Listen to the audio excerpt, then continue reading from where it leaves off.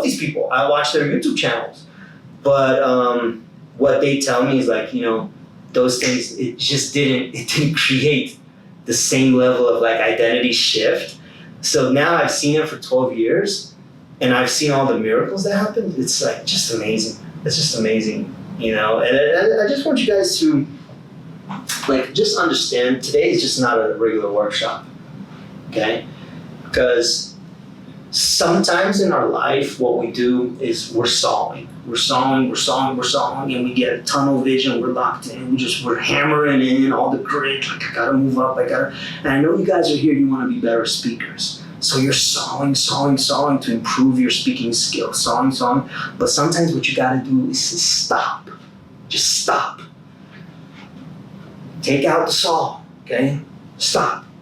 And sharpen the saw. Then go back and start sawing again. Okay? You guys understand that? Yeah. Because a lot of times, so people ask me about trainings that I've done. I'm constantly moving like this. Like I got one hand that's pulling me up. I got another hand that I'm pulling people up. So I'm like a middleman, right? I think what you need to do is you need to have mentors in your life. You need to have peers in your life, and then you also need to have people that you're pulling up. Tri-level, right? So every training that I've ever done, I didn't pay for it.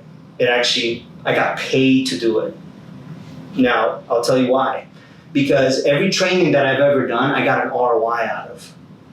You guys understand? Mm-hmm. So a lot of people, they come from this broke mindset, and they're scared, and they're actually stuck in their life. They're sawing. Instead, actually stop, sharpen the saw, then you come back with a new mindset. Maybe you even get a bulldozer, take down the whole forest. You're like, I'm not even gonna use the saw anymore. So what I try to do is give people such unique perspective changes and experience. I'm an experiential trainer to where when they come back, you're like, wow, I've never looked at this the same, right? And if you can make an ROI out of it, then did you actually pay for the training? Or did you get paid to do the training? Because every training that I've done, I got paid to do it. Why? Because I got an ROI out of it, right? So leaders, that's how they think. The best of the best in the world, the world-class performers in any field, could be IT, could be athletics, could be, in Hollywood, the best of the best of the best of the world, they understand the power of mentors. Mentorship is like, you ever heard of saying hindsight's 20/20? Mm-hmm. What happens when you stand to a mentor's hindsight? Like you're standing right next to a mentor's hindsight. Your foresight becomes 20/20. So people that are like the best of the best of the best, they understand like the power of mentorship. Mentorship is the highest form of knowledge, right? But a lot of people, and by the way, some people, they're seminar junkies. You guys know what I'm talking about? They're addicted to learning, but they don't do anything else. There's no application or follow through. There's no follow through.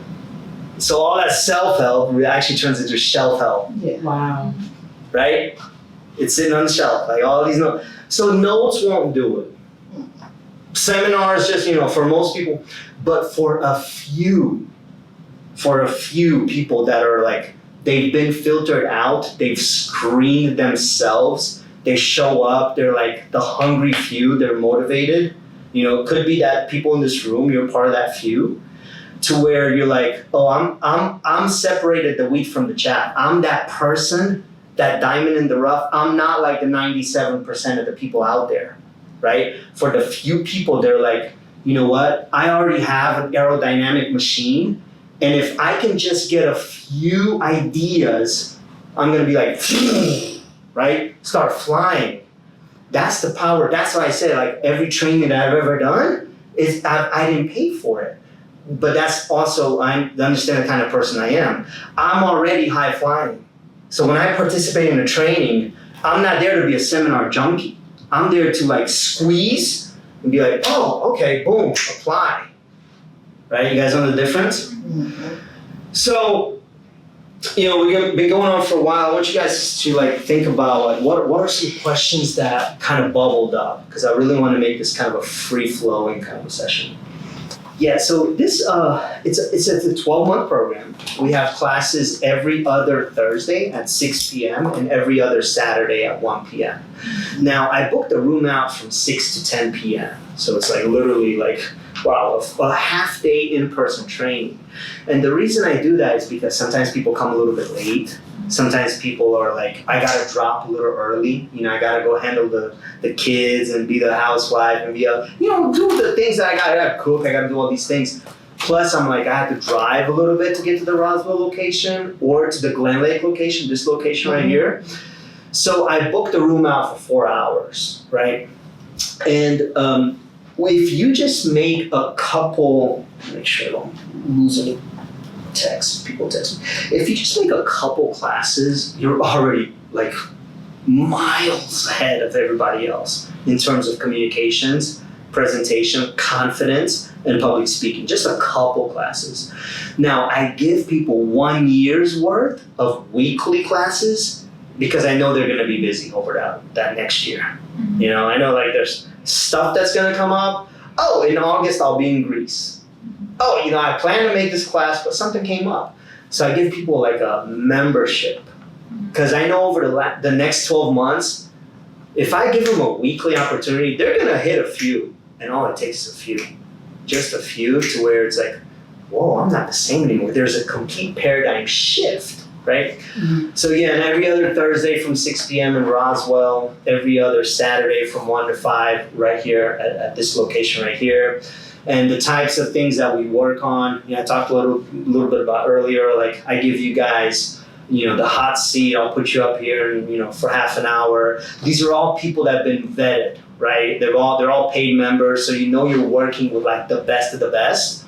And that way they're gonna also push you up as well, because everybody say environment is stronger than willpower. Environment is stronger than willpower. Right? If you're around a certain kind of environment where like they're pulling you up at the same time and we're all chiseling each other, it produces like a very sharp mastermind effect, right?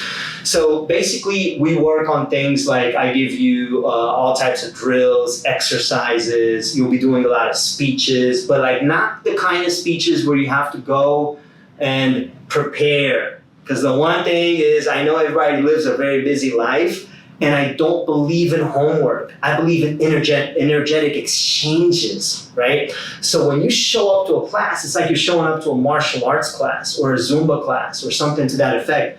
You're there to be a part of energy, learn some techniques, expand yourself. It's about expansion, right?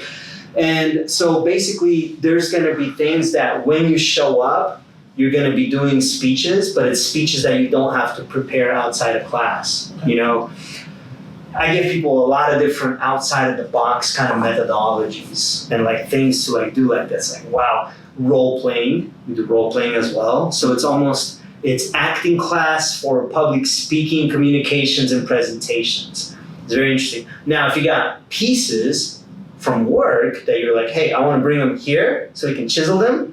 I got a meeting on Tuesday, or I got a group interview with all these hiring managers. We simulated that in the class before, group interviews, where we pepper people with questions and we act like we're gonna employ you, right? Like me and like the other, there's 44 participants. Now you can imagine, because everyone has that long kind of a RAM membership, you're not gonna have 44 people show up all at once. Right? It's not just, it never happens, right? So it's always a really cool dynamic of like the right mix of like whoever shows up to that class tonight. And then we work on things that are real for you, right? Mm-hmm. Maybe, hey, you got invited to be on a podcast. Hey, you got invited to be, to speak. You got an event and you're like, hey, I want to practice. What does it feel like to be the host? Where let me say my words instead of giving them the words. I'm the copywriter. Let me actually say it. But before I go live in front of all these people at my company, wouldn't it be cool if I could go live in front of a classroom environment? But the advantage is that you also have a world-class coach who's been doing this for 12 years probably the best public speaking, if one of the top 3 best public speaking coaches in the world. Not the best public speaker.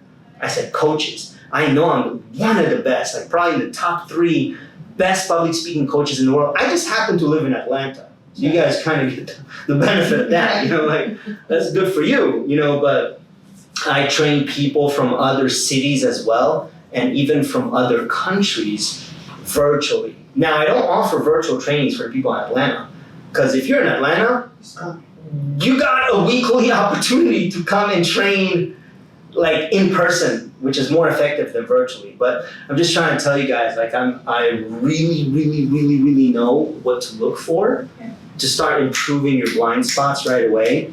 There's things that like, it's just hard for me to do at a free session like this, because it's like, There's so much.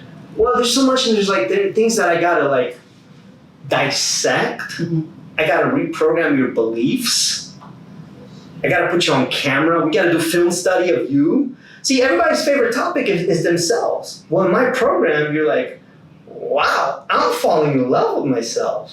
And the reason you're gonna fall in love with yourself is because you can see yourself on the big TV, and you're like, you give your brain enough proof points to where it's like, even the things that you didn't initially, you're like, I don't like the way I sound, or I don't like the way I look, or everybody's their own worst critic. But you know what happens? Have you ever fallen for a guy who you're like, that's not my type? And then all of a sudden, like, they're kind of like a fungus. They start growing on you. And you're like, but that's not my type. But like, you're around him enough, and they're like, oh my God, I think I like this guy, right? Well, that's what's gonna happen to yourself. So at first, you might be like auditing yourself and criticizing, like, yeah. But then soon enough, you start to love yourself, because you see yourself from all these angles, right? And you hear all the feedback from people telling you what they see, what they perceive when they hear you. And you're like, okay. And you start to become a believer of your own abilities. And they say that how can you get someone to love you if you don't what? Love yourself. Love yourself. So can you imagine what would it feel like if you actually love yourself at all times, 24 hours a day, even when I'm sleeping? Sometimes that's the best, beautiful processes come out during our dreams, So that's a great question right there. And if you guys have like any other, what questions do you guys have? Because I really want to come from the heart here. As you notice, like I present with PowerPoint sometimes when I do corporate stuff. This is what I do full time, guys. I don't do no other job. This is it. Atlanta Public Speaking. I train people from morning till night, like on public speaking, right? So I don't use a PowerPoint for this session here this morning. I really want to come from the heart and really want to like kind of like bring that energetic exchange to you guys and really find out the people that are here, like what questions do you have to help you evolve and expand as a public speaker, as a communicator? How do you combat negative thinking? Well, imagine that this room was dark. What would we need to do to start seeing? Turn on the light. Say it again. Turn on the light. Say it louder. Turn on the light. Yell it. Turn on the light. Turn on the light. So you turn on the light in your brain, but see, there's like two different pathways. There's the mental freedom, right? And then there's the subconscious voice as well, right? So basically what we want to do is get our like cognizant mind, our rational mind, to be traveling at the same direction with our subconscious mind, so that there's no stories that are governing our behavior. Because that negative thinking, I guarantee you, Ivana, it's actually something that happened from trauma in your childhood. And I also guarantee you that it's something where it's in your own voice, in your own mind, where you're sabotaging and telling yourself things that are not true, negative about you. And you're so used to it, you've taken on this identity, that you almost can't hear it anymore, right? Almost like that AC vent right there. Oh, now y'all can hear it. Okay. Now you can hear it, right? Isn't that interesting? Just It was- tune into it. The reticular activator system, the RAS, selective focus, it pays attention to whatever it is that you become aware of, right? So that voice inside of you, the subconscious voice, it's in your own voice, by the way. Anytime you say, I don't know if I can do it, that's that voice, that negative voice. It's almost a demonic voice where it's like, it's the programming. That's that voice. Oh, I'm not ready for this, or no, you gotta have bulletproof of like I ams, right? Oh, I am ready for this. Oh, I can't wait for this. You know, remember when we stood up, put your hand on your heart? I'm a powerful communicator, right? So that's how you combat that negative thinking. And so people ask me, well, is it good enough I just go home and look in the mirror and just say I'm happy, I'm happy, I'm happy, I'm happy, I'm happy? Look, some of you guys already tried affirmations. Raise your hand if you've ever tried affirmations before, okay? So here's the problem with that, is that in order to reprogram the subconscious mind, what we need to do is we need to attach a lot of emotion to it, okay? And sometimes people tell me, I can't visualize. I just can't visualize. Like when I look and, I try to like meditate and it's like, and just like my racing thoughts get a hold of me, right? Well, here's the thing, guys. Number one, I don't want you to do meditation sessions, okay? I don't want you to carve out any more time out of your busy schedule to add another routine in your life. Oh my God. Oh, now another 15 minutes for meditation. No. Here's the thing. You're already visualizing. Right? So the problem with affirmations, and here's why I said raise your hand, and here's why they didn't work. Because you can stare into a mirror and say, I'm happy, I'm happy, I'm happy, I'm happy, I'm happy, I'm happy, I'm happy. Well, it's called cognitive dissonance. Your brain doesn't go for it. Go for it. It's not gonna believe What do you. you say? You can't trick You me. can't trick it. Because it's there to design it to protect What are you. you So you're like, kidding? You're kidding, right? Right. But now here's the thing. If you apply emotion to it, and you start chipping away at the stigma, the belief of like who you think you are, that negative programming, eventually it does start to believe it if you attach emotion to it, right? And so if who's ever been in a really bad breakup? Like really bad. I'm talking to the point, okay, and here's how I know that you guys already have the skill of visualization better than like a Deepak Chopra or a Sadhguru or somebody else, or at the same level. Like, because we're all humans, guys. Sadhguru is not different than us. right. We're all humans. Here's how I know you have it. The problem is you're not using it. And if you are using it, you're actually using it against you. If you've ever been part of a in real bad relationship, maybe it was toxic, but then when it broke, you broke up, it broke your heart and it crushed you into a billion pieces. And then you might have been like in the kitchen and you're washing dishes and you're like, man, if I could just, all of a sudden you're seeing that person, you're hearing the conversation and you're getting emotionally involved, you're marinating it and you're like washing the same dish and you're just running and looping on the same thought. Maybe you go driving, you're like, maybe you just got dumped, just like, you know what I mean? What you're doing is you're doing expert visualization techniques, except you're doing it for the negative.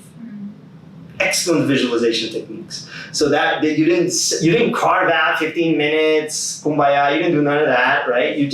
All you did is throughout your day-to-day, it just kind of took over. and you're like, or maybe like something happened that was very traumatic, so that time you were actually attaching emotion to it. That's the thing. So in my classes, I help people to use what they're already capable of using, but to use it for the positive. And that's how we combat that. And that's why affirmations for most people don't work. They're just not doing it right. And it's not the same thing as like just looking in the mirror and again, I'm happy. So when you're in an environment and you're with someone that, you know, this is what they do, they can just make a couple of tweaks. Everybody say small hinges, Small hinges, swings big doors. swings big doors. Couple tiny adjustments. Whoa, all of a sudden, dang, look, my golf swing is like through the roof. One little shift of the hip or whatever the coach told you. So that's the power of, you know, being in an environment with someone that knows exactly what to look for. They can make these tweaks and all of a sudden you're like, wow, how come I couldn't do this before? Well, before you didn't have the right technique or maybe you didn't perceive it. Sometimes it's hiding like a ninja in plain sight. It's like all this stuff that you see, it's like, yeah, that's good advice. You just can't apply it until you put yourself in an environment, you know? It's a great question there. Yeah. What other questions do you guys have? I got a lot of mentors. I got tons. Remember I said one hand is pulling me up, one hand is so. I'm not even gonna like do any name drops because I'll be doing them a disservice if I don't name all of them, and I probably won't recollect everybody. Mm-hmm. So I am literally, and I'm always putting myself in mentorship opportunities. The coach likes being coached. You know what I mean? But the people I get coached by, oftentimes they're millionaires or multi-millionaires, and they're in this. So the part I belong a part of groups that are like a little bit different. And I'm not saying, by the way, just because someone's a millionaire is like they're higher status. I'm just saying, like, you know, sometimes the type of people I get coached on are like people that are extremely popular on YouTube. But here's the thing: their programs don't do it. Their program is more of a box office name. That's what I said. Yeah, I told you earlier. So these names that people come from these programs and they come to mind, they're like, wow, here we made a real shift in our personality. Over there we didn't, because it's more of a box office name, right? Someone's like really popular on social media, so they got all these viewers, and then they'll put you in like you're kind of one of the sardines. You know, they'll pack you in there, dump a whole lot of video modules on you, and then say we got these group calls, you know, show up to the calls, and then they get all this homework and all this like bull crap, like pretty much like to just fill up the program. But like that stuff, I'm just gonna keep it real, guys. That stuff, a lot of that stuff won't produce results. And so oftentimes the best training in the world is more on the underground level, right? Because it's people willing to tell you the truth about yourself and helping you to grow. So how do you identify mentors? Like, is this, number one, what's the opportunity, right? Are they gonna put me in a program where I'm gonna be given a whole bunch of video modules and then, you know, like, I'm just gonna do, is it the same 8-week course or 12-week course type of format that's like real popular? And if you've ever done something like that before, you already know that a lot of that stuff is BS. And it's not BS, guys, don't mistake me. Like, there's gonna be a few aha moments. It'll make you do some stuff. You're like, man, I'm glad I did that journaling exercise, you know? But I'm saying, did it really change you at the core identity level? Because there's something called core confidence and situational confidence. Situational confidence, I could be this person around my family, around my kids, around my, you know, but around my boss, or around like 100 people, I'm different. So like, why is it that you don't have that core confidence every time? These programs with all the like the very popular mentors, what you don't see like behind the scenes, like if we want to unveil it, they have a big budget. Sometimes they're venture backed, like they loan money, business loans, to have these budgets to like roll out YouTube ads and do all this stuff to get a following, right? But then the way they pay back for it is they enroll people like you. So how do you identify a mentor? You look at is there something different about the opportunity? And it's your gut that tells you. Your spirit just tells you, like, the power of discernment. Do I perceive this opportunity to be a little bit different, right? Is this more of the box office thing where I'm like lost in the sauce? I'm one of the people. They probably don't even know my name, or if they do, they forgot it by next week. Or am I like, whoa, I'm here to actually go to the root cause, uproot everything, and completely redesign my life and my personality, and completely rediscover myself and overhaul from like start to finish. Like, okay, this is a one-stop shop. We do it once and for all, you know? So I think you gotta like trust your instinct on that. I don't always look for like the biggest box office famous brands or like of coaches and gurus, or I don't even like the word guru, but I like to I look for a lot of times like that underground feel, but I can just tell it's raw, it's real, and I just trust. My spirit is not gonna lie to me. It's like, okay, I need to be here. You know, I've seen enough. Boom, let's go. And so that's kind of how I've done it.